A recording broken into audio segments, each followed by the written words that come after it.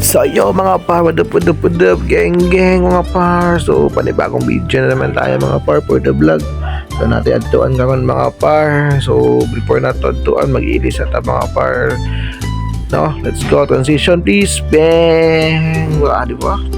Ay, transition ya. Transition kay gadalan nakailis na to.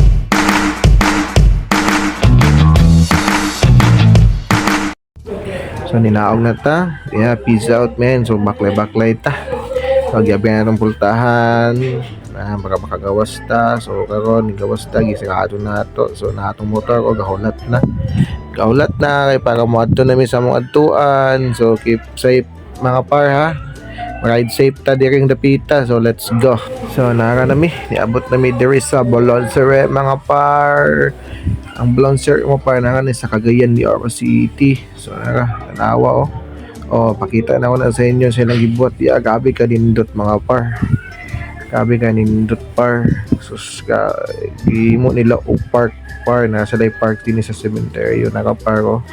Ipakita so, as you can see mga par sa Bolonsere sa cemetery mo ni ang ilang gihimo nga bag-o mga par oh. Gimog siya park bitaw o siya park, cemetery park ba itong mga playground yung mga bata so nindot gid and nice kung mahuman ni.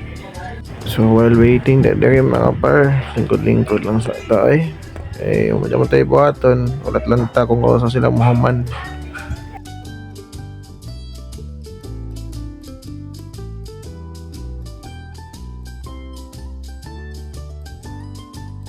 So human na gikalot na nila ang kuan sa akong lola. So ibalhin na karon.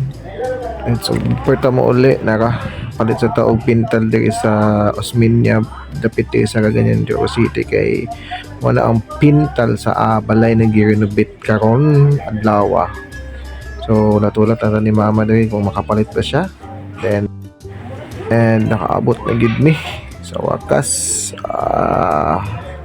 Kay lagi ko mga par ay grabe gikan sa alas 6 ni abot mig alas 9. So muna to, peace out.